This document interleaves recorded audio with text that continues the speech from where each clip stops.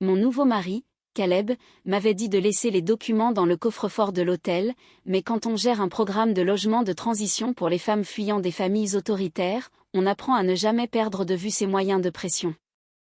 Je m'appelle Laurel. À 39 ans, je pensais avoir bâti une vie complètement à l'abri de mes parents. Puis, les lourdes portes en chêne de la salle de bal du Columbus Country Club se sont ouvertes brusquement, un courant d'air vif de fin septembre a percé l'odeur chaude du gâteau à la vanille et des légumes d'automne rôtis, et le tintement des verres de champagne a cessé, complètement remplacé par un silence lourd, étouffant. Il y a 10 mois, ma mère, Beverly, est entrée dans la salle de réception de mon mariage, portant une robe de deuil noire, longue jusqu'aux chevilles. Elle n'a pas regardé les centres de table floraux ni les invités, car son regard s'est posé directement sur moi. Mon père, Craig, la suivait de près, portant un grand trépied noir qui soutenait un smartphone. La petite lumière rouge sur l'écran brillait déjà, ce qui signifiait qu'il diffusait en direct. Je savais exactement à quoi servait ce téléphone, car 2 jours plus tôt, j'avais vu le script qu'ils avaient écrit pour ce moment précis. Je n'ai pas paniqué, et je n'ai certainement pas fui. J'ai simplement regardé le responsable de la salle de l'autre côté de la pièce, et j'ai fait un petit signe de tête. La sécurité se tenait prête dans le couloir, mais je devais attendre, car il fallait que mes parents parlent en premier. L'orchestre du mariage jouait un morceau de jazz doux, mais la musique s'est éteinte quand ma mère a marché droit vers la scène. Elle a arraché le micro des mains du chanteur principal, et un grincement strident de l'arsène a résonné contre le haut plafond, poussant plusieurs invités à se boucher les oreilles et à se recroqueviller sur leurs chaises.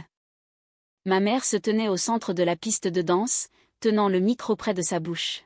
« Nous ne sommes pas venus ici pour célébrer », a dit Beverly, sa voix épaisse d'un chagrin répété. « Nous sommes en deuil. Nous portons du noir parce que la fille que nous avons élevée est morte pour nous. » Un silence complet est tombé sur la salle. J'ai pu entendre quelqu'un halter près des tables du fond. Mon père se tenait à quelques pas de sa femme, ajustant l'angle du téléphone pour s'assurer que nous étions tous dans le cadre. Il n'arrêtait pas de tapoter l'écran, vérifiant le nombre de spectateurs. Certaines des personnes qui nous regardaient étaient mes invités, ici dans la salle, mais je savais que mes tantes, mes oncles et d'anciens voisins regardaient cela depuis leur salon. Caleb s'est avancé, la mâchoire serrée, et je pouvais sentir la chaleur qui émanait de son bras. Il voulait prendre le micro à cette femme. J'ai attrapé sa main et j'ai serré fort ses doigts, me penchant pour lui murmurer d'attendre. J'avais besoin que ma mère prononce ces mots à voix haute. Pendant des années, elle et mon père avaient bâti une chaîne médiatique lucrative sur l'histoire de leur enfant, volée à jamais par l'addiction. Ils n'ont jamais dit à leurs abonnés que j'avais terminé mon traitement avec succès. J'avais besoin qu'ils confirment leurs mensonges sur leur propre direct. Laurel est toujours perdue dans sa maladie, a dit ma mère à la caméra, en s'essuyant un œil complètement sec. La fille qui se tient là est dans un profond déni, et elle utilise ce mariage pour prétendre qu'elle va bien. Nous devions venir ici et montrer au monde la vérité. Ça y était. Beverly venait de me traiter de toxicomane active.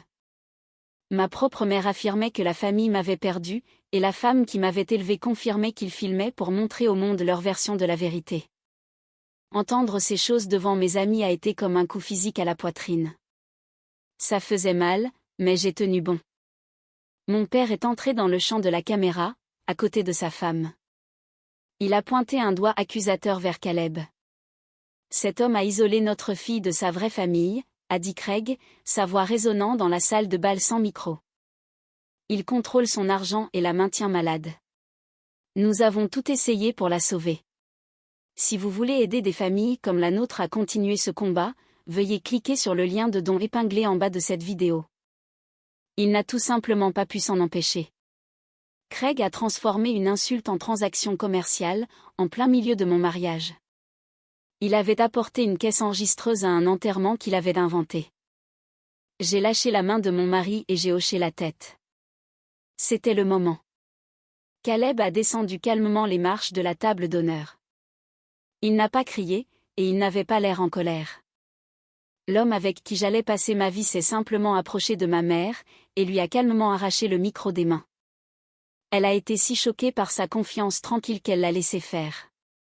Caleb s'est tourné vers le smartphone sur le trépied, regardant directement dans l'objectif de la caméra.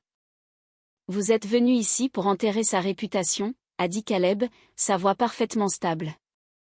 Malheureusement pour vous, j'ai apporté des preuves. Ma femme m'a demandé de vous laisser terminer votre performance d'abord. Il a sorti une petite télécommande de la poche de son costume et a appuyé sur un seul bouton. Le grand écran de projection derrière la scène, qui était censé montrer un diaporama de nos photos d'enfance, s'est soudainement animé. Une immense image d'un email a rempli l'écran. Il était daté d'il y a 7 ans, et l'expéditeur était Beverly Mercé. Le texte était surligné en jaune vif, afin que tout le monde dans la salle, et tous ceux qui regardaient le direct, puissent le lire clairement. Je suis si fier de toi pour avoir terminé ton traitement, disait l'email. Ton thérapeute a dit que ta guérison est complètement stable. J'ai regardé ma mère. L'expression tragique et éplorée sur son visage a disparu, et sa bouche s'est ouverte en grand. Pendant 3 longues secondes, elle a juste fixé ses propres mots qui brillaient sur le mur. Elle avait complètement perdu son rythme. Elle s'attendait à ce que je crie et que je les mette dehors, mais elle ne s'attendait pas à ce que j'apporte des preuves. Mon père a tendu la main vers le trépied, ses mains se mettant soudainement à trembler. Caleb a cliqué à nouveau sur la télécommande. L'email a disparu, et un nouveau document est apparu à l'écran. C'était la page de titre d'une proposition de documentaire, envoyée directement par la société de production de mon père. Juste en dessous du titre en gras, un sous-titre plus petit était clairement visible pour chaque personne qui regardait. Épisode final, disait-il. La confrontation au mariage. La lumière du projecteur a baigné le visage pâle de mon père dans la salle de bal. Voir cet email briller sur l'écran m'a ramené directement au jour où ma mère avait réellement tapé ces mots. Pour comprendre pourquoi mes parents ont transformé mon mariage en spectacle public, il faut remonter 9 ans en arrière. Ma vie s'est brisée lors d'une forte tempête de pluie sur l'Interstate 70. Un camion de livraison a dévié de sa voie, et ma petite voiture a dérapé sur l'asphalte mouillé avant de percuter une barrière en béton. Un chirurgien a mis 3 broches métalliques dans mon épaule pour maintenir l'os en place. Quand l'hôpital m'a laissé sortir, les infirmières m'ont remis un flacon en plastique orange d'analgésique sur ordonnance. Au début, j'ai suivi les instructions à la perfection. Je prenais un comprimé toutes les 6 heures, mais le médicament faisait plus qu'engourdir mon épaule douloureuse. Le médicament a fait cesser le bruit constant dans ma tête. Toutes les inquiétudes concernant ma carrière, mon loyer et mon avenir se sont simplement dissoutes dans un brouillard chaud et lourd. La descente s'est faite discrètement. J'ai commencé à prendre une dose 1 heure plus tôt, puis 2 heures plus tôt. Quand le flacon a été vide, je me suis tenue au comptoir de la pharmacie et j'ai menti droit dans les yeux du pharmacien, prétendant que j'avais accidentellement fait tomber les comprimés dans l'évier. La honte avait un goût de cuivre acide au fond de ma gorge. Sachant que je glissais vers quelque chose de dangereux, j'ai pris une décision qui m'a sauvé la vie. J'ai trouvé un programme de traitement ambulatoire local. Comme mon assurance maladie ne couvrait pas le coût total, j'ai discrètement transféré $3000 d'un compte d'épargne joint que je partageais avec mes parents. Je ne leur ai pas dit à quoi servait l'argent jusqu'à ce que la clinique m'admette officiellement. Je n'étais pas une victime parfaite. J'ai fait une terrible erreur, et j'en ai assumé chaque partie. Quand j'ai avoué la vérité, ma mère a en fait été à la hauteur. Beverly me conduisait à mes séances de thérapie du soir. Cette femme m'apportait des tisanes et me tenait la main dans la salle d'attente froide. Elle a aussi pris des photos de moi assise sur ces chaises en plastique inconfortables, jurant qu'elles n'étaient que pour nos archives familiales privées. Craig a géré la situation différemment. Mon père portait un carnet en cuir à son groupe de l'église du dimanche, notant soigneusement mes luttes quotidiennes pour les partager comme des sujets de prière. La congrégation lui donnait des tapes compatissantes sur l'épaule. Il a bu cette attention comme de l'eau dans un désert. Il y a 7 ans, j'ai officiellement terminé mon traitement. Mon thérapeute a signé mes papiers de sortie. Ma mère a envoyé cet email élogieux que Caleb venait de placarder sur le mur de la salle de bal. Pendant exactement 1 semaine, nous avons été une famille normale, célébrant une victoire. Puis, mon téléphone a commencé à vibrer sans arrêt avec des notifications. Un ami du lycée m'a félicité pour mon courage. Un cousin à qui je n'avais pas parlé depuis des années a laissé un message vocal en pleurant. Beverly avait publié un immense essai sur sa page de réseau social public. La publication détaillait tout mon historique médical privé. Juste en dessous du texte se trouvait une photographie de moi, l'air épuisé et fragile, le premier jour de ma cure de désintoxication. Je l'ai appelé immédiatement, mes doigts agrippant le téléphone si fort que mes jointures sont devenues blanches. J'ai supplié cette femme de retirer la publication. Beverly semblait incroyablement calme à l'autre bout du fil. Laurel, les gens ont besoin d'entendre ça, a dit ma mère. Des dizaines de familles m'ont déjà envoyé des messages, disant que notre lutte leur donne de l'espoir. Tu es égoïste de cacher ton histoire. J'ai envoyé un long SMS le soir même, exigeant explicitement qu'elle retire mes dossiers médicaux d'Internet. Elle a complètement ignoré le message. Les j'aime et les partages continuaient de grimper. Mon père a remarqué les chiffres d'engagement. Craig avait toujours été un homme à la recherche d'un angle rentable. Un mois plus tard, un centre communautaire local l'a invité à parler des difficultés familiales. J'ai refusé d'y assister. Il y est allé quand même, utilisant mes initiales et affichant mes vieilles photographies sur un grand écran. Les organisateurs lui ont remis un chèque de $500 à la fin de la soirée. Ce petit cachet a changé le cours de ma famille pour toujours. L'argent a planté une graine sombre dans l'esprit de mon père, mais c'est l'adoration du public qui a vraiment changé ma mère. Beverly a découvert que la communauté l'adorait beaucoup plus quand elle pleurait. Une mère avec une fille en bonne santé et guérie n'est qu'une personne ordinaire avec une vie normale. Une mère menant une bataille désespérée et perdue contre une terrible maladie est une héroïne tragique. À cause de cette logique tordue, leur histoire publique a commencé à changer. Le récit a cessé de porter sur ma guérison réussie.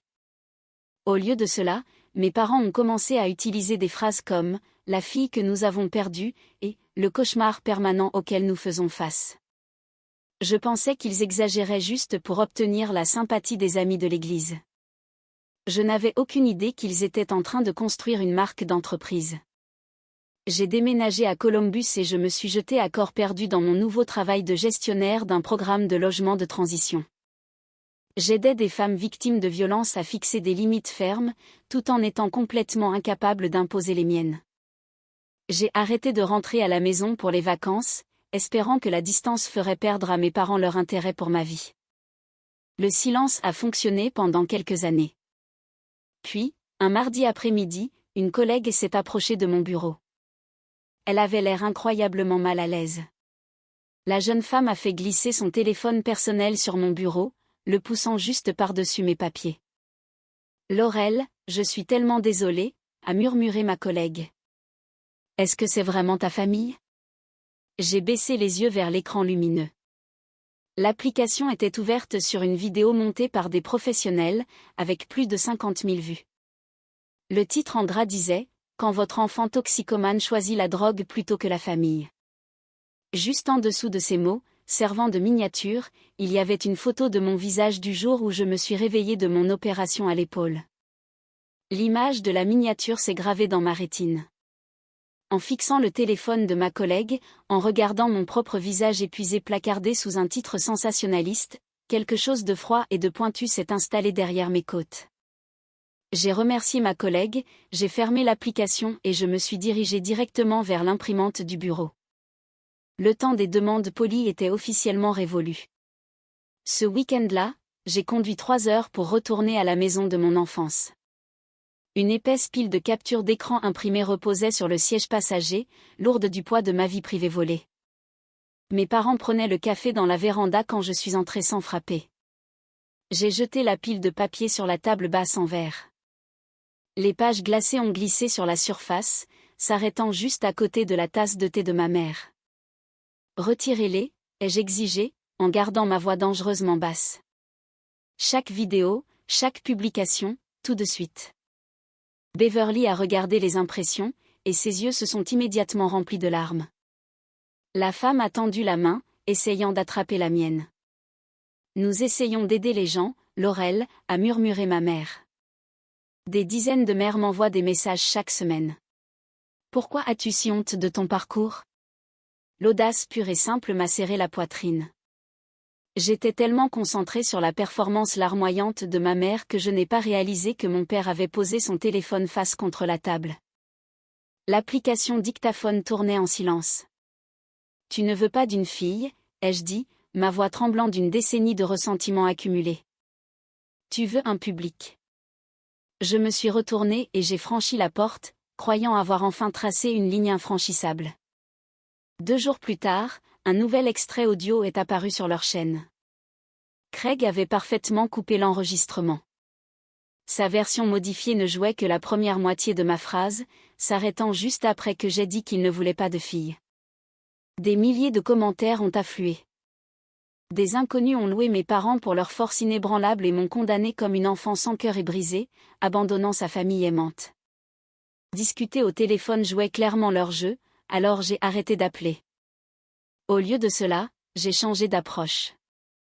J'ai ouvert un dossier caché sur mon ordinateur. Pendant des mois, j'ai méticuleusement pris des captures d'écran de chaque nouvelle publication, j'ai noté les dates de mise en ligne et j'ai suivi leurs historiques de modification. La piste numérique montrait clairement comment ils manipulaient les chronologies et fabriquaient des drames. J'ai envoyé un email formel exigeant le retrait de mon image, en joignant quelques pièces des preuves que j'avais rassemblées.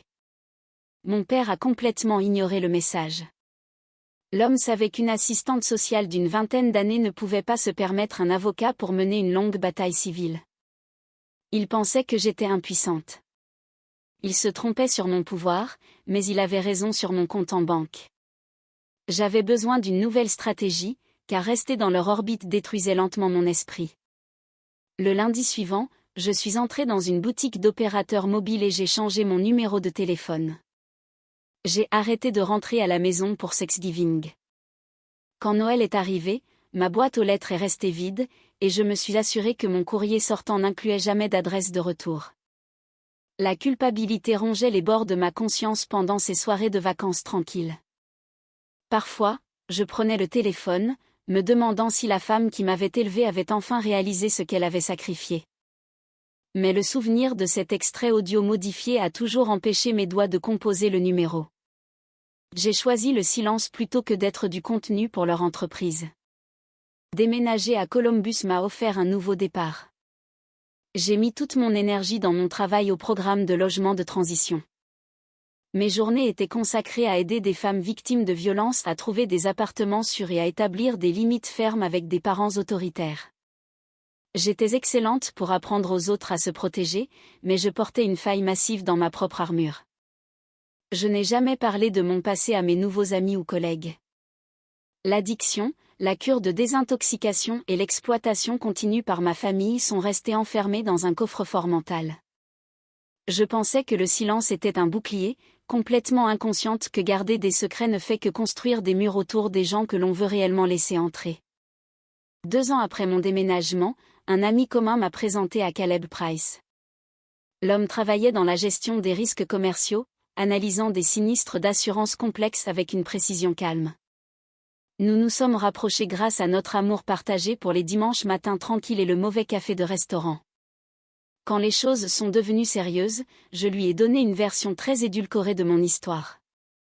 J'ai simplement dit à Caleb que mes parents et moi n'étions pas proches, impliquant un éloignement naturel plutôt qu'une rupture hostile. Il a accepté l'explication vague sans insister pour obtenir des détails douloureux. Notre relation s'est renforcée sur 3 ans, et nous avons emménagé dans un petit duplex en briques près du parc de la ville. Je croyais vraiment que le passé était enfin enterré. Chaque fois qu'une ombre de culpabilité surgissait, je la repoussais, me convainquant que protéger Caleb du drame de ma famille était un acte d'amour. J'avais tort. Le silence ne le protégeait pas du tout, il le laissait simplement marcher en aveugle dans un champ de mine. Un mardi soir pluvieux a brisé ma paix si soigneusement construite. J'étais dans la cuisine, en train de couper des légumes pour la soupe, quand Caleb est entré depuis le salon. Ses pas semblaient inhabituellement lourds. Il s'est arrêté à côté de l'îlot de cuisine et a posé son téléphone à plat sur le comptoir en granit. L'écran était vivement éclairé. Il montrait un arrière-plan familier du salon de mes parents. Beverly s'essuyait les yeux, regardant directement dans l'objectif de la caméra. Notre fille est toujours en vie, pleurait ma mère à travers le petit haut-parleur du téléphone, mais l'addiction a tué la femme qu'elle était autrefois. Caleb a tendu la main et a mis la vidéo en pause. Il n'avait pas l'air en colère. Une douleur profonde et lourde assombrissait ses yeux, le genre de douleur qui vient quand on réalise que quelqu'un en qui on a confiance a caché une partie massive de sa vie. L'homme que j'aimais a baissé les yeux sur l'image en pose de ma mère en larmes, puis il a relevé les yeux vers moi. « Est-ce que ça parle de toi ?» a demandé Caleb doucement. L'îlot de cuisine ressemblait à une barre des témoins. J'ai baissé les yeux sur le téléphone de Caleb, fixant la vidéo en pose de ma mère en larmes, et un lourd silence s'est installé dans la pièce. Dehors, la pluie tambourinait contre la vitre, mais à l'intérieur de notre duplex, l'air était devenu complètement immobile. J'ai posé le couteau à légumes. Je me suis essuyé les mains sur un torchon, prenant une lente et courte respiration. Oui, ai-je répondu, en gardant ma voix incroyablement stable. C'est ma mère. Les mots avaient un goût amer, comme du vieux cuivre. Je suis restée là, dans la cuisine chaleureuse, et j'ai exposé les parties les plus laides de mon histoire. J'ai parlé à l'homme que j'aimais de l'accident de voiture, des flacons de pilules oranges et des renouvellements anticipés. J'ai admis les mensonges que j'avais racontés pour obtenir plus de médicaments, m'attendant pleinement à ce qu'il attrape ses clés de voiture et sorte par la porte d'entrée. Caleb a simplement écouté. Il s'est appuyé contre le comptoir, ses yeux ne quittant jamais mon visage. Quand j'ai finalement fini d'expliquer la clinique de désintoxication et ma guérison réussie, il a pointé un doigt vers l'écran de téléphone lumineux. « Et cette vidéo ?» a demandé Caleb doucement. « Qu'est-ce qui se passe en ce moment ?» Je me suis retournée et j'ai descendu le petit couloir jusqu'à notre bureau à domicile. Mes pas résonnaient fort contre le parquet. Caleb m'a suivi de près. J'ai ouvert mon ordinateur portable, j'ai cliqué sur le dossier caché et crypté, et je lui ai montré exactement ce que mes parents faisaient depuis quelques années. J'ai exposé les captures d'écran, les historiques de modifications et les chronologies fabriquées. Le silence dans la petite pièce s'est étiré jusqu'à devenir suffocant. Caleb a passé une main sur son visage. La tension qui émanait de ses épaules a rempli l'espace. Il était furieux, mais pas à propos des pilules. La colère qui émanait de lui venait directement du fait que j'avais construit une immense forteresse pour le tenir à l'écart. « Tu pensais vraiment que je te quitterais pour quelque chose qui s'est passé il y a 10 ans ?» a dit Caleb, sa voix portant une pointe de douleur sincère. J'ai croisé les bras, mes instincts de défense s'enflammant. La pièce est soudainement devenue très froide. « C'est ma vie privée », ai-je répondu en relevant le menton. Je l'ai gérée. Je me suis retirée de leur maison, et j'ai construit une nouvelle vie. L'homme a secoué la tête, s'approchant si près que je pouvais sentir son savon propre au cèdre. Tes secrets ne te protègent pas seulement, Laurel, m'a-t-il dit. Ils construisent un mur qui m'empêche de me tenir à tes côtés quand tu es attaqué. Cette seule phrase a brisé la glace dans ma poitrine. J'ai soudain réalisé que ma farouche indépendance s'était lentement transformée en un isolement complet. Nous nous sommes assis sur le tapis usé du bureau, et nous avons conclu un accord formel. Je lui ai transféré tout le dossier de preuves sur son ordinateur, lui donnant un accès complet à la piste numérique. Mais je l'ai aussi regardé droit dans les yeux et j'ai posé une limite stricte et non négociable. Tu ne peux pas les appeler, lui ai-je dit, en articulant chaque mot. Tu ne peux pas régler ça pour moi en coulisses. Absolument aucune action publique ne se produit sans ma permission explicite. Caleb détestait clairement l'idée de rester assis tranquillement pendant que deux inconnus monétisaient le nom de sa partenaire, mais il a hoché la tête. Le gestionnaire de risque a accepté de suivre ma direction, faisant confiance à mon jugement plutôt qu'à ses instincts protecteurs. Cette trêve fragile a tenu parfaitement pendant près d'1 an, jusqu'à ce qu'un dimanche matin tranquille change notre trajectoire. Nous étions assis sur le porche, buvant du café bon marché d'un restaurant. L'air d'automne était vif contre mon visage. Caleb a sorti une petite boîte en velours usée de la poche de sa veste et l'a posée sur la table en bois entre nos tasses. Il n'y a pas eu de grand discours, pas de photographe caché, et pas de spectacle public. Il m'a simplement demandé si je voulais construire une vraie famille avec lui. J'ai dit oui, et une prise de conscience terrifiante a immédiatement suivi. Des fiançailles signifiaient un mariage, et un mariage signifiait une cible très visible. Plus tard dans la soirée, j'ai suggéré que nous allions simplement au palais de justice du centre-ville et que nous signions les papiers de mariage en secret. Caleb a tendu la main sur le canapé et a pris la mienne, son pouce traçant la ligne de mes jointures. Il m'a rappelé que se cacher signifiait laisser Beverly et Craig dicter la forme de notre avenir. Nous avons finalement décidé d'organiser un vrai mariage, refusant de réduire notre bonheur juste pour éviter leurs caméras. 6 mois avant la cérémonie, une épaisse enveloppe crème est arrivée dans notre boîte aux lettres. L'écriture cursive familière sur le devant appartenait à ma mère. J'ai ouvert la lettre au comptoir de la cuisine, mes doigts traçant le papier texturé coûteux. Beverly écrivait que sa fille unique lui manquait désespérément. La femme n'a pas offert d'excuses complètes pour les vidéos, mais la lettre incluait la phrase soigneusement formulée « Des erreurs ont été commises ». Elle prétendait qu'elle voulait juste s'asseoir tranquillement sur un banc d'église et me regarder me marier, jurant sur sa foi qu'elle n'apporterait pas de caméra et ne mentionnerait sa chaîne médiatique à personne. L'appel semblait incroyablement manipulateur, mais un petit coin insensé de mon cœur s'est réellement demandé si l'amour fondamental d'une mère pouvait parfois l'emporter sur son besoin désespéré d'un public. Je n'ai pas répondu par un appel téléphonique larmoyant. J'ai répondu avec un contrat légal strict. Ma réponse énonçait des conditions absolues pour leur présence, pas de diffusion en direct, pas de discours et pas d'invités des médias. J'ai spécifiquement interdit à mes parents d'utiliser mon nom ou toute photographie du lieu du mariage sur leur plateforme. À ma grande surprise, Beverly et Craig ont signé le document et l'ont renvoyé par la poste sans la moindre plainte. Pendant 4 mois tranquilles, je me suis laissé croire que nous avions trouvé une paix tendue mais gérable. Puis le mois d'août est arrivé, exactement 2 mois avant la date du mariage.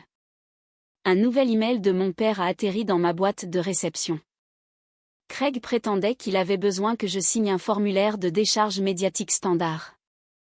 Son message le qualifiait des « exigences de routine pour le photographe professionnel » qu'il voulait engager pour réaliser un album de famille personnel. Le document joint ressemblait exactement à un modèle juridique générique, mais mes yeux ont attrapé un petit bloc de texte dense, enfoui tout en bas de la 2e page. Les petits caractères accordaient explicitement à sa société de production le droit permanent d'utiliser mon image et mon apparence dans de futurs contenus documentaires et éducatifs.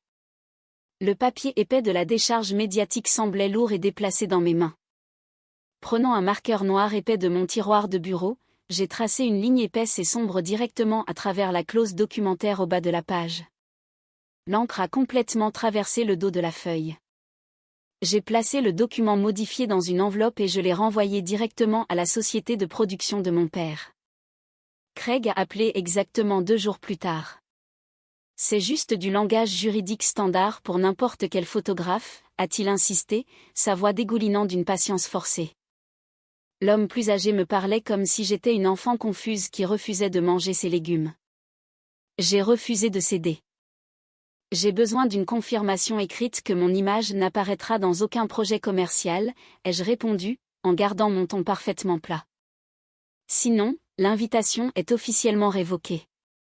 Nous sommes parvenus à une impasse tendue, qui a finalement mené à un dîner de réconciliation dans un restaurant italien tranquille du centre-ville plus tard cette semaine-là. L'odeur d'ail rôti et de pain chaud flottait lourdement dans l'air. Ma mère s'est parfaitement comportée pendant l'entrée. La femme a commandé de l'eau pétillante, a souri doucement et a posé des questions polies sur mes arrangements floraux. Mais mon père a passé tout le repas à m'interroger sur la logistique du lieu. Les invitations de mariage officielles indiquaient déjà le nom et l'adresse du country club, ce qui leur donnait l'emplacement de base. Craig, cependant, voulait le plan détaillé. Où est positionnée exactement la scène principale ? A demandé l'homme plus âgé, en coupant son poulet parmesan. Et à quelle heure les fournisseurs ont-ils accès aux portes de chargement ? J'ai pris une lente gorgée de mon vin, en gardant mon expression entièrement neutre. Le responsable du lieu gère toute cette logistique, lui ai-je dit. Caleb a bougé sur son siège en cuir, sa jambe se pressant chaleureusement contre la mienne sous la table. Sur le chemin du retour, mon fiancé a souligné la vérité évidente. Ton père n'a pas posé une seule question sur comment tu te sentais ou où nous allions pour notre lune de miel, a noté Caleb, en gardant les yeux fixés sur la route mouillée. Il était entièrement concentré sur les angles d'éclairage, la disposition de la salle et l'accès technique. La campagne de pression a commencé quelques jours après ce dîner. Une tante du côté de ma mère a appelé pour me rappeler à quel point je devais être incroyablement reconnaissante pour cette branche d'olivier. Sa voix a crépité dans le haut-parleur du téléphone, pleine d'un jugement moralisateur. Un autre parent éloigné a même laissé un message vocal suggérant que Caleb contrôlait mon emploi du temps, m'isolant des gens qui m'avaient élevé. Je n'ai pas perdu mon souffle à argumenter avec des gens qui ne connaissaient que la moitié de l'histoire. J'ai simplement rédigé une liste claire de limites concernant la vie privée lors de la cérémonie et j'ai envoyé le document par email à chaque membre de la famille sur la liste des invités. Mes parents ont riposté par le biais de leur public. Une nouvelle vidéo est apparue sur leur chaîne principale le lendemain matin même. Beverly était assise dans son fauteuil habituel, portant un cardigan pastel et ayant l'air fragile mais pleine d'espoir. « Nous pourrions enfin revoir notre fille bientôt », a-t-elle dit à la caméra, joignant ses mains sur sa poitrine. Elle n'a jamais mentionné mon nom ni le mariage directement, mais les implications étaient incroyablement claires.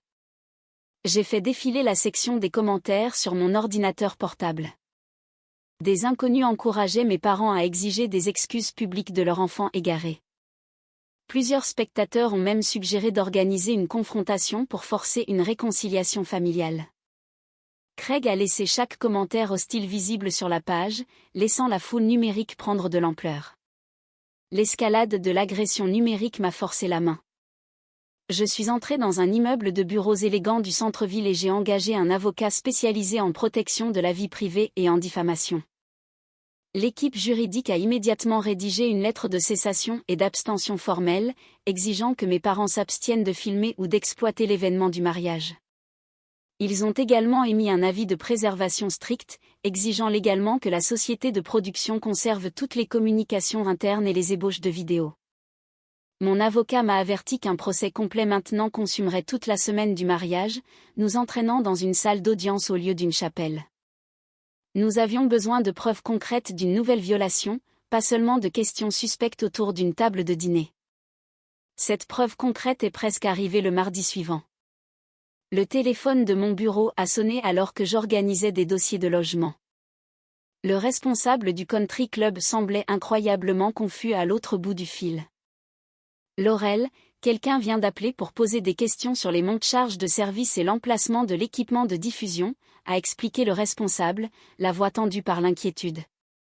L'interlocuteur a prétendu faire partie de l'équipe média de votre famille, mais ils ne sont pas sur la liste des fournisseurs approuvés que vous m'avez donnés. J'ai senti un œuf froid se former dans mon estomac. Quand j'ai confronté Craig par SMS, il a complètement nié savoir quoi que ce soit à propos de l'appel, prétendant qu'un fan zélé devait avoir découvert le lieu. J'ai immédiatement rappelé le country club. Je leur ai ordonné de verrouiller tous les points d'accès technique et d'engager des agents de sécurité supplémentaires pour les portes d'entrée. Nous avons établi une règle stricte pour le week-end, les invités pouvaient apporter leur téléphone portable personnel, mais absolument aucun équipement de diffusion professionnel non enregistré n'était autorisé à l'intérieur du bâtiment. Nous avions réussi à sécuriser le périmètre physique, mais la véritable menace est venue par une porte dérobée numérique. Exactement 2 jours avant la cérémonie, une notification est apparue sur mon écran d'ordinateur. Un email était arrivé dans ma boîte de réception professionnelle publique, l'adresse étant ouvertement affichée sur le site web de mon programme de logement. Le message ne contenait aucune pièce jointe, juste un seul paragraphe de texte et un numéro de téléphone de bureau. Mon nom est Tessa Cole, disait le message. Je travaille sur le documentaire de vos parents. Veuillez faire vérifier mon identité par votre avocat. Vous devez voir le plan de l'épisode final avant samedi. L'écran d'ordinateur lumineux a affiché le message de Tessa Cole pendant exactement 10 secondes avant que mon doigt ne clique sur le bouton « Transférer ». Répondre directement semblait beaucoup trop dangereux, donc l'email est allé directement à mon équipe juridique. Mon avocat a reçu des instructions strictes pour vérifier l'identité et le statut d'emploi de l'expéditrice. 3 heures angoissantes se sont écoulées, s'éternisant à un rythme insoutenable, me laissant faire les 100 pas dans mon bureau. Finalement, l'avocat a rappelé, confirmant que le numéro de téléphone appartenait à un bureau légitime au sein de la société de production de mon père. Tessa possédait un accès autorisé aux fichiers du projet dans le cadre de son travail quotidien, faisant d'elle une lanceuse d'alerte légale plutôt qu'une pirate informatique. Un lien numérique sécurisé et crypté est arrivé dans ma boîte de réception peu après le coucher du soleil. Caleb se tenait juste derrière ma chaise de bureau, sa main posée, lourde et chaude, sur mon épaule, alors que le premier document se chargeait. La page de titre blanche et brillante d'une présentation commerciale a rempli le moniteur. Juste en dessous du logo de la chaîne de mes parents, des lettres noires en gras éplaient les mots « Épisode final, la confrontation au mariage ». Un script de tournage détaillé suivait sur la page suivante, décrivant explicitement ma mère entrant dans la réception vêtue d'une robe de deuil noire. Le point culminant émotionnel de leur scène planifiée reposait sur une seule ligne de dialogue dévastatrice. Beverly devait s'emparer d'un microphone et annoncer à toute la salle que leur fille était morte pour eux. Mon estomac s'est noué en un œuf froid et serré. La cruauté allait bien au-delà d'un simple choix vestimentaire. Craig avait tapé des instructions de caméra spécifiques, soulignant une demande de garder l'objectif focalisé étroitement sur mon visage au moment où je commencerais à pleurer ou à crier. Les notes de production misaient ouvertement sur le fait que la sécurité du lieu les expulserait de la salle de bal. Ces images exactes de leur expulsion physique seraient montées plus tard, parfaitement encadrées comme preuve qu'une enfant malade et ingrate rejetait agressivement l'intervention de sa famille aimante. Le fichier suivant dans le dossier prouvait qu'il savait exactement ce qu'il faisait. C'était une chaîne de messages internes datant d'il y a 4 ans. Beverly avait transféré l'email original célébrant la réussite de ma cure de désintoxication à son mari. La réponse de Craig se trouvait juste en dessous, claire comme de l'eau de roche. L'homme écrivait que reconnaître une guérison stable compliquait le récit, ordonnant à l'équipe de montage de supprimer définitivement toute mention de ma sortie clinique de leur support promotionnel. Les métadonnées attachées au fichier vérifiaient la chronologie, montrant la date exacte où mon père a choisi un mensonge rentable plutôt que ma survie réelle. Caleb s'est éloigné du bureau, ses bottes heurtant le parquet avec des coups secs et furieux. Se tournant vers la fenêtre, sa mâchoire se serra alors qu'il exigeait que nous annulions immédiatement la réservation du country club. Mon fiancé voulait déplacer la cérémonie vers un palais de justice privé et interdire complètement ma famille. Ils installeront simplement leurs caméras sur le trottoir public à l'extérieur du palais de justice, lui ai-je dit, en gardant ma voix calme mais ferme. Si nous fuyons, ils contrôleront à nouveau l'histoire. Craig se filmera simplement sous la pluie, prétendant que nous les avons exclus. Fuir signifiait se rendre, et je refusais de passer mon mariage à me cacher d'une caméra. Nous avons passé les 48 heures suivantes à concevoir un piège. Nous nous sommes coordonnés avec le responsable du lieu, établissant un calendrier strict. Mes parents auraient exactement 2 minutes pour parler. Les agents de sécurité ont reçu l'ordre d'attendre près des portes, n'intervenant que lorsque je donnerais un signal physique spécifique. Nous avons également exigé que les invités ne puissent transporter que des téléphones portables personnels, interdisant strictement tout équipement de diffusion professionnelle non enregistré d'entrer dans le bâtiment. Capturer la vérité nécessitait un filet hermétique de preuves indépendantes. Mon avocat a assigné un assistant juridique pour surveiller le compte de réseau social public de mes parents depuis un bureau distant. Dès qu'un direct commencerait, l'assistant juridique commencerait à enregistrer l'écran de l'ordinateur, capturant le flux vidéo en direct, l'adresse web, l'horodatage exact et les commentaires qui défilaient. Pendant ce temps, notre équipe officielle de vidéographie de mariage a reçu un nouvel ensemble d'instructions. On leur a ordonné de laisser tourner une caméra grand angle sur la piste de danse et de maintenir une alimentation audio directe depuis la cabine du disque jockey, quoi qu'il arrive. Enfin, le responsable du country club a confirmé que leur caméra de sécurité au plafond fonctionnerait en continu, fournissant une chronologie visuelle silencieuse et indiscutable de chaque mouvement physique dans la salle. Caleb a pris en charge la présentation de la contre-attaque. Nous nous sommes assis sur le tapis du salon, triant les fichiers numériques pour construire un diaporama. Mes doigts ont plané au-dessus de mes anciens dossiers médicaux, les pages détaillant mes moments les plus bas, les plus honteux. Une profonde vague de nausée a traversé ma poitrine. J'ai glissé ces fichiers spécifiques directement dans la corbeille numérique. Je prouve qu'ils ont menti sur la chronologie, ai-je dit, en levant les yeux vers l'homme que j'étais sur le point d'épouser. Je ne vais pas mettre ma pire année sur un écran de projecteur devant une salle pleine d'inconnus. Nous avons réduit la présentation au dossier de présentation commerciale, au script et à l'unique email confirmant ma guérison.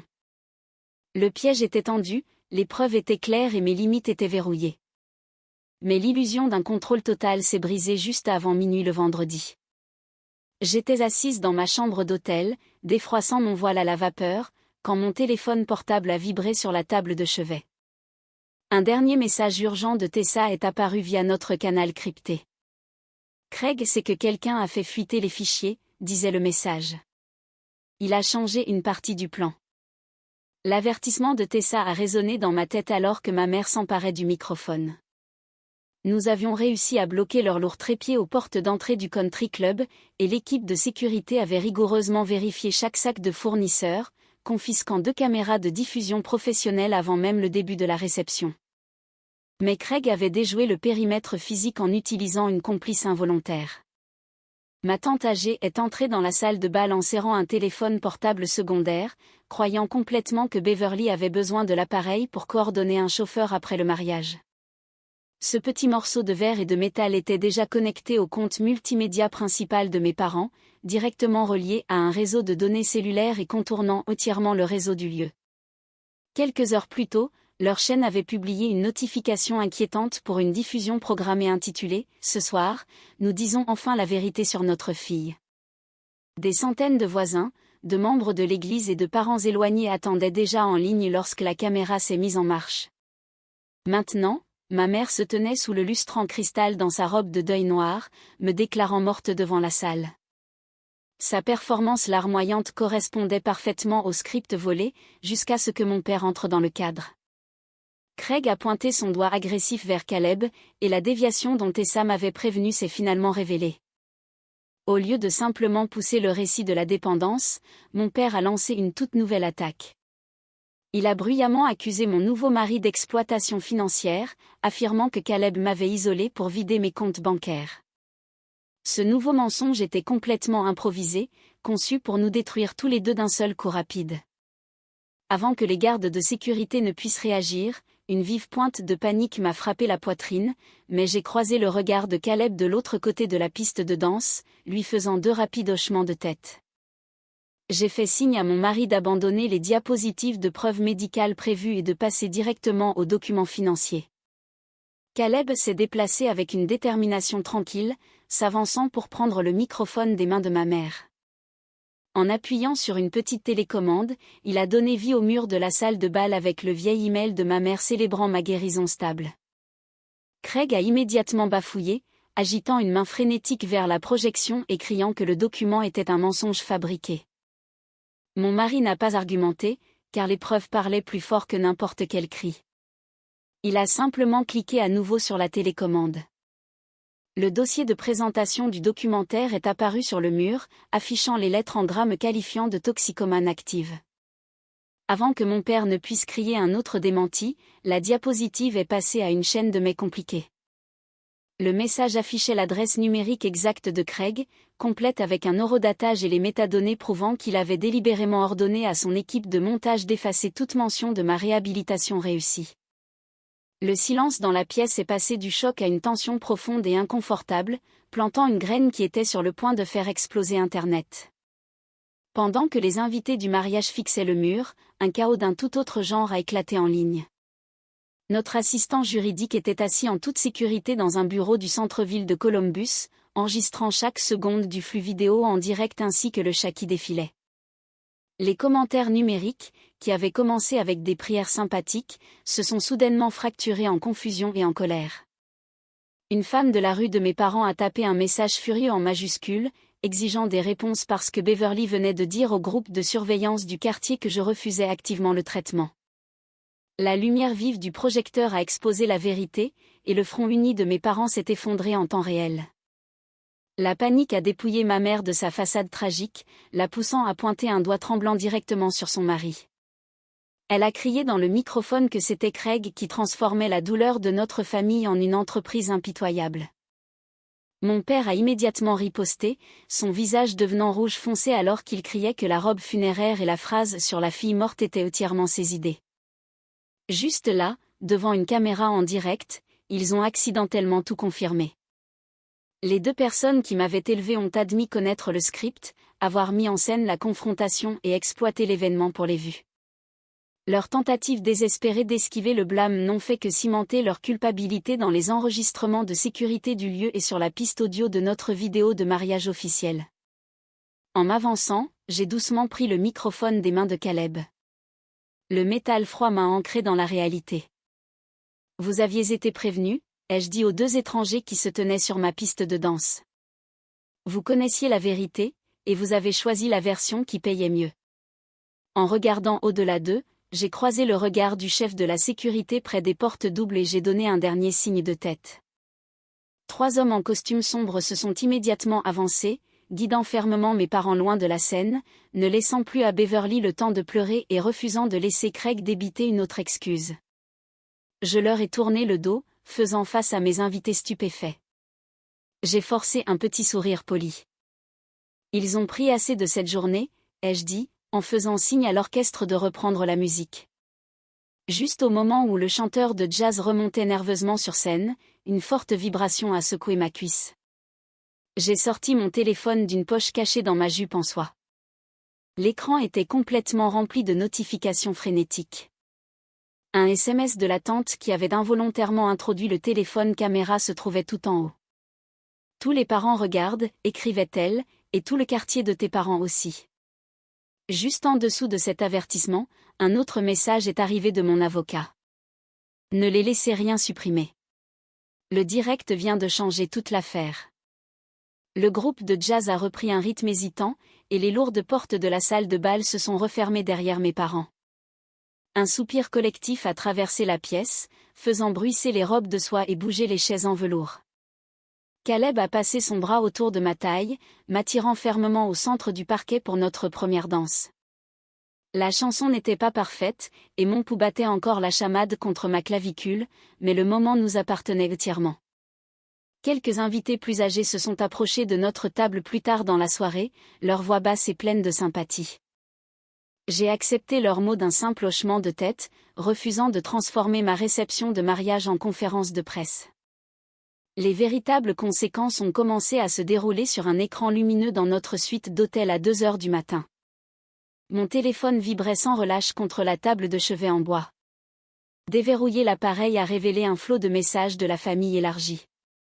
Certains cousins ont offert un soutien immédiat, tandis qu'une tante plus âgée m'a réprimandé pour avoir étalé des affaires de famille privées en public, ignorant complètement le fait que mes parents avaient apporté la caméra. Un autre message contenait une capture d'écran de la conversation de groupe principal de la famille. L'image montrait des dizaines de parents réagissant à la diffusion en direct en temps réel, regardant toute la confrontation se dérouler.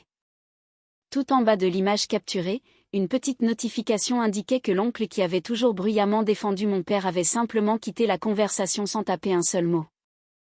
Au moment où le service d'étage a livré le café le lendemain matin, l'effondrement social s'était déjà étendu au-delà de notre cercle familial. Caleb lisait à voix haute les mises à jour des nouvelles locales, assis sur le bord du lit de l'hôtel. 2 camionnettes de presse étaient actuellement garées dans la rue devant la maison de mon enfance. Les voisins qui avaient auparavant assisté aux événements caritatifs de Beverly ont reconnu l'arnaque et ont commencé à exiger des comptes sur les forums communautaires. Un membre du conseil de l'église de ma mère m'a envoyé un email discret confirmant que la congrégation avait temporairement suspendu Beverly de son rôle de direction dans le programme de soutien familial. Moins d'1 heure plus tard, une association de commerçants du centre-ville a officiellement annulé la prochaine conférence de mon père. Les murs se refermaient sur leur empire soigneusement construit, mais les animaux acculés mordent toujours, et mes parents ne faisaient pas exception. Craig a lancé sa contre-offensive juste avant midi. Mon père a publié une déclaration tapée sur toutes leurs plateformes de réseaux sociaux, affirmant agressivement que les documents projetés au mariage avaient été volés et malicieusement altérés. Beverly a immédiatement suivi avec une vidéo larmoyante enregistrée dans sa cuisine. La femme plus âgée a sangloté face à la caméra, déclarant que sa propre fille avait orchestré une embuscade cruelle pour détruire un ministère bâti sur l'amour. Leurs fidèles abonnés ont inondé la section des commentaires, exigeant justice pour les parents au cœur brisé. Ils pensaient pouvoir manipuler le récit une dernière fois, comptant sur le fait que les audiences d'Internet ont des mémoires incroyablement courtes. Mais ils n'avaient aucune idée du filet invisible qui se resserrait lentement autour de leur opération. Mes parents ne savaient pas que notre assistant juridique avait capturé un enregistrement d'écran parfait de toute leur diffusion publique, complet avec l'adresse web et les commentaires des spectateurs en direct. Ils ignoraient complètement que les vidéastes du mariage possédaient des séquences haute définition impeccables avec des flux audio directs. De plus, le responsable du country club avait déjà mis sous clé les enregistrements de sécurité du plafond, préservant en permanence une chronologie silencieuse et impartiale de chaque mouvement physique dans cette salle de bal. La pression de me défendre en ligne était incroyablement forte, et mes doigts ont plané au-dessus du clavier plusieurs fois cet après-midi-là. Caleb a doucement retiré l'ordinateur portable, me rappelant que s'engager dans une joute verbale numérique ne ferait que donner à leur chaîne plus de trafic rentable. Nous avons choisi le silence stratégique à la place. Notre avocat a publié une seule brève déclaration à la presse, confirmant que les documents frauduleux seraient traités strictement par les voies légales appropriées. J'ai envoyé un message privé à mes invités de mariage, demandant à tout le monde de s'abstenir de partager les chronologies médicales spécifiques ou les photographies personnelles en ligne. Pendant que l'Internet se déchaînait, la machinerie juridique ronronnait tranquillement. Mon avocat a passé le lundi matin à envoyer des lettres de préservation officielles à toutes les parties impliquées dans la diffusion. Des documents formels ont atterri sur le pas de la porte de mes parents, aux sièges sociaux des plateformes de réseaux sociaux et au bureau de la société de production indépendante. Les avis juridiques comportaient de sévères pénalités pour la destruction de toute donnée liée à l'événement. Tessa a confirmé via notre canal crypté que les présentations originales et les emails internes restaient sauvegardés en toute sécurité sur les serveurs de son employeur. L'assistant juridique a verrouillé l'enregistrement d'écran dans un coffre-fort numérique sécurisé, tandis que l'équipe de vidéographie a remis ses fichiers maîtres directement au cabinet d'avocats. L'équipe juridique a découvert une fissure structurelle massive dans les accords commerciaux de mon père en fin d'après-midi. Non seulement les producteurs du documentaire ont suspendu le projet de film à venir, mais leurs avocats d'entreprise ont contacté notre bureau avec une révélation terrifiante. Pour obtenir son financement initial, Craig avait soumis une garantie écrite promettant explicitement que j'avais donné mon plein consentement légal pour apparaître dans l'épisode final. Mon père avait activement forgé une promesse qu'il ne pourrait jamais tenir, transformant un simple différend familial en une violation massive de contrat et une utilisation non autorisée de mon image personnelle. Les enjeux se sont instantanément multipliés, passant de l'embarras social à une grave responsabilité financière. Mercredi matin, Caleb et moi étions assis dans une élégante salle de conférence vitrée surplombant la ville. Notre avocat a fait glisser un mince dossier crème sur la table en acajou poli, plaçant deux options très différentes juste devant moi. Vos parents paniquent, a expliqué l'avocat en tapotant le dossier. Leurs représentants viennent de proposer un règlement à l'amiable. Vous prenez un paiement rapide et généreux aujourd'hui, vous signez un accord de non-divulgation, et toutes les anciennes vidéos disparaissent discrètement d'ici demain matin. Votre deuxième option implique un long procès civil public. Cela vous coûtera des mois de votre vie, mais nous pouvons les forcer à publier une correction formelle sur leur propre plateforme. L'argent rapide offrait une porte de sortie immédiate, une chance de simplement tourner la page et de ne plus jamais penser à leur chaîne médiatique. Mon mari a tendu la main sous la table, sa main chaude se posant sur mon genou, attendant ma décision. J'ai fixé l'offre de règlement pendant un long moment, me souvenant des milliers d'inconnus qui avaient cru les pires choses sur moi pendant des années. En fermant le dossier, j'ai repoussé les documents sur le bois poli. Je ne veux pas d'argent pour acheter mon silence, ai-je dit, ma voix parfaitement stable dans la pièce silencieuse. Je veux que le mensonge soit corrigé, exactement là où ils l'ont vendu. Les mois qui ont suivi cette réunion se sont étirés en un long et épuisant test d'endurance. Choisir la voie publique signifiait traîner une guerre familiale à travers la machinerie formelle du système judiciaire civil. Mon avocat a déposé des plaintes complètes axées sur l'infliction intentionnelle de détresse émotionnelle, la diffamation et l'exploitation commerciale non autorisée de mon nom et de mon image. Nous ne nous attendions pas à une victoire immédiate, et le processus juridique avançait à un rythme glacial et épuisant. Toutes les quelques semaines amenaient une nouvelle série de dépositions, d'examens de documents et de requêtes déposées par l'équipe de défense de mon père. La transparence financière est arrivée pièce par pièce, grâce à la communication de pièces ordonnées par le tribunal, peignant un tableau dévastateur de l'empire numérique de mes parents. Les relevés bancaires et les analyses de plateformes ont exposé l'ampleur réelle des flux de trésorerie générés par leur tragédie soigneusement cultivée. Les revenus publicitaires, les cachets des conférences et les dons directs des fans avaient canalisé des centaines de milliers de dollars sur un compte joint au fil des ans. Les experts comptables judiciaires ont découvert qu'une partie substantielle de ces dons de bienfaisance, destinés à soutenir les familles en deuil, avaient plutôt été détournés pour financer leur style de vie personnel et leurs dépenses de production. L'échafaudage corporatif soutenant leur marque a commencé à s'effondrer par le haut. Deux grands sponsors d'entreprises, horrifiés par les révélations du direct du mariage et le litige en cours, ont brusquement mis fin à leur contrat. La société de production indépendante détenant les droits du documentaire a officiellement annulé le projet, exigeant le retour immédiat d'une avance financière conséquente. Pendant ce temps, la plateforme de vidéo en ligne a suspendu la monétisation sur toutes leurs chaînes, gelant leur principale source de revenus pendant que les enquêteurs de conformité examinaient les allégations de fraude. Les conséquences sociales se sont rapidement étendues à leur quartier physique à Columbus. Des journalistes et des blogueurs curieux garaient occasionnellement leur voiture près de la maison de mes parents, faisant flasher leurs appareils photo chaque fois que la porte du garage s'ouvrait. Les voisins de longue date qui avaient généreusement fait des dons à leur collecte de fonds en ligne se sont discrètement distancés, réalisant qu'ils avaient été manipulés. Une réunion publique a été organisée par des membres de l'église locale, exigeant une comptabilité transparente de tous les fonds caritatifs collectés sous le couvert de la défense des familles. Beverly s'est retrouvée complètement dépouillée de ses postes au sein des comités, tandis que Craig a vu sa petite entreprise de conseil en médias s'assécher du jour au lendemain. Vivre sous le même toit a rapidement retourné mes parents l'un contre l'autre à mesure que la pression montait. Beverly a acculé son avocat lors d'un appel téléphonique commun, pleurant hystériquement et accusant Craig d'avoir poussé le système de monétisation trop loin. Mon père a riposté par l'intermédiaire de son propre conseil juridique, publiant une série de mails internes prouvant que ma mère avait personnellement écrit chaque script dramatique et chaque légende chargée d'émotions. Leur mariage s'est fracturé le long des lignes de faille de l'autopréservation, transformant leur maison en un champ de bataille froid où ils communiquaient exclusivement par l'intermédiaire d'équipes juridiques en guerre. Le bilan émotionnel du litige en cours pesait aussi lourdement sur mes propres épaules. Préparer ma déposition a nécessité de m'asseoir dans une petite salle de conférence pendant des heures, me forçant à raconter les jours les plus sombres de ma dépendance passée à des étrangers en costume formel. Ma réputation professionnelle a fait face à de subtils murmures lorsqu'un paquet anonyme contenant d'anciens dossiers médicaux a été envoyé anonymement aux bureaux administratifs de mon programme de logement. Un membre du conseil d'administration régional m'a convoqué dans un bureau privé pour exprimer son inquiétude face au drame public.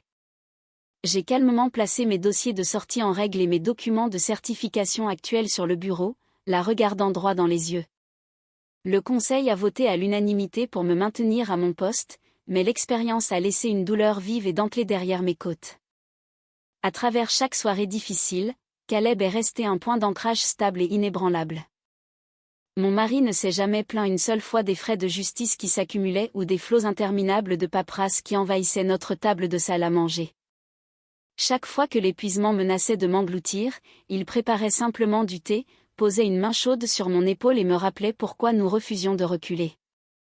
Nous ne nous battions pas pour la vengeance, nous nous battions pour le simple droit de définir notre propre réalité.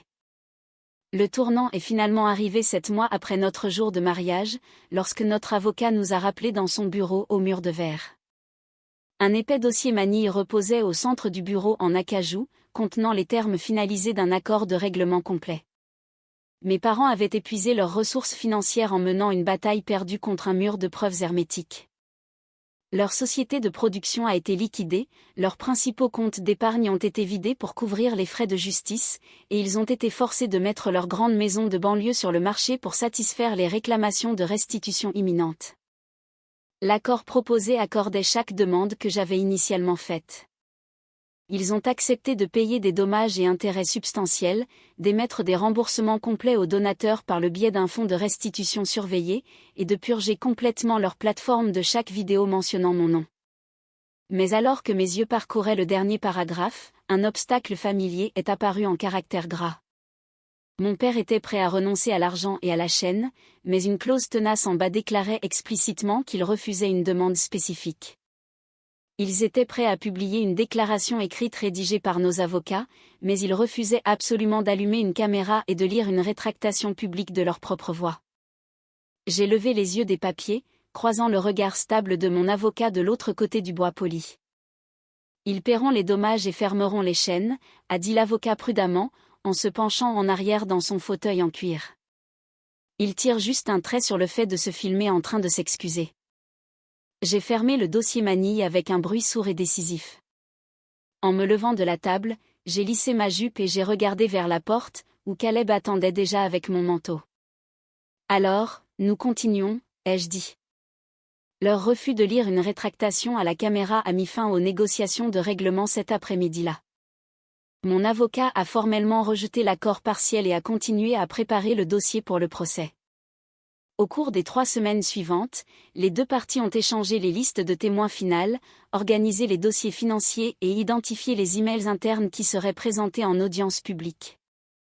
Les avocats de mes parents ont fait plusieurs tentatives pour relancer le règlement sans la correction enregistrée, mais j'ai refusé chacune d'entre elles.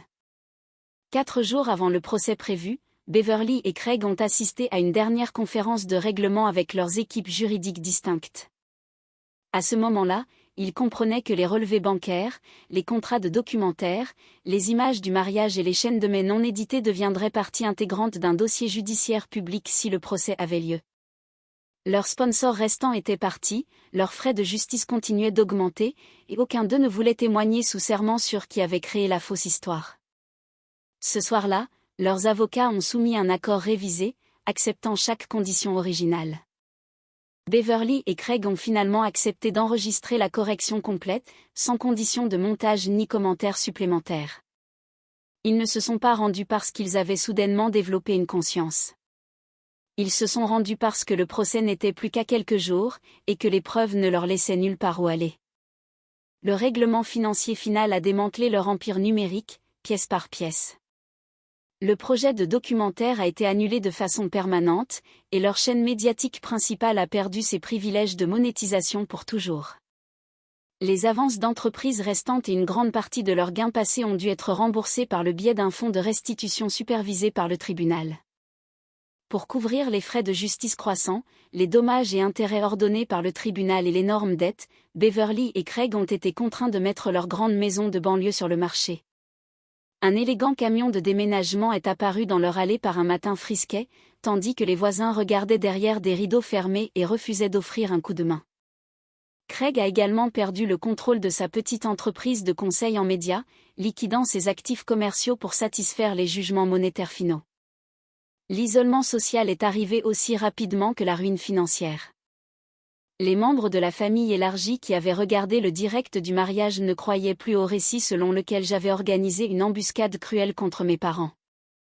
La communauté de l'église locale a formellement demandé que Beverly se retire de son poste de direction, la privant du projecteur public hebdomadaire qu'elle chérissait si profondément.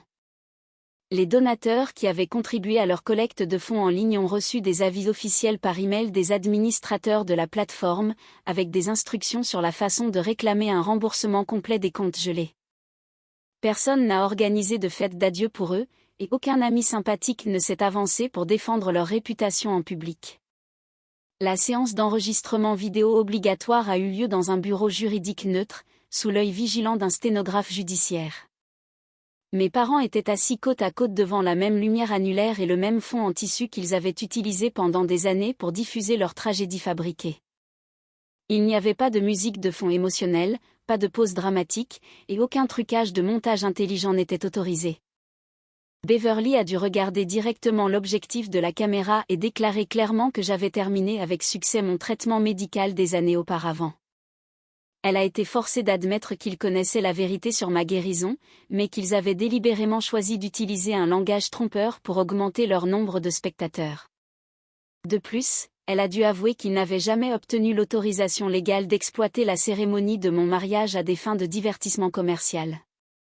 Craig a dû suivre son exemple immédiatement.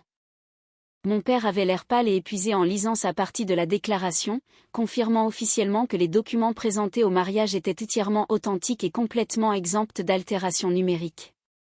Lorsque le fichier vidéo brut est arrivé au bureau de notre avocat, je ne me suis pas assise pour regarder l'enregistrement en entier. J'ai seulement vérifié la chronologie de lecture pour m'assurer que les images n'étaient pas montées et que la boîte de description contenait le lien actif pour les remboursements des donateurs. La vidéo finale a été mise en ligne sur leur chaîne principale un mardi après-midi, devenant instantanément le contenu le plus regardé qu'ils aient jamais produit. La section des commentaires s'est rapidement remplie de messages choqués d'anciens abonnés qui réalisaient qu'ils avaient été systématiquement trompés pendant des années. J'ai fermé l'écran de mon ordinateur portable, je me suis détournée des notifications et je n'ai plus jamais ouvert leur chaîne. La dernière tentative désespérée de réconciliation est arrivée par la poste une semaine après la publication de la vidéo. Beverly a envoyé une lettre manuscrite à mon bureau, me suppliant d'organiser une réunion privée afin que nous puissions enregistrer une dernière conversation familiale à huis clos. En tenant le papier plié dans ma main, j'ai réalisé que ma mère considérait toujours les liens humains comme une performance qui nécessitait un public ou un appareil d'enregistrement.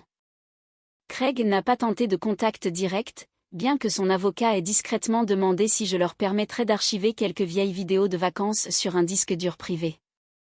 J'ai rejeté les deux demandes sans un moment d'hésitation. 10 mois s'étaient écoulés depuis l'après-midi où mes parents étaient entrés dans ma réception de mariage, vêtus de robes de deuil noires. Assise à la table de cuisine en bois de notre duplex, j'ai ouvert le dossier d'admission médicale de mon programme de logement de transition et j'ai pris un stylo. Quand je suis arrivée à la section exigeant un nom de contact d'urgence, ma main n'a pas tremblé. J'ai tracé une ligne nette sur le nom de ma mère, barrant le numéro de téléphone que j'avais mémorisé depuis l'enfance, et j'ai écrit le nom de Caleb à la place.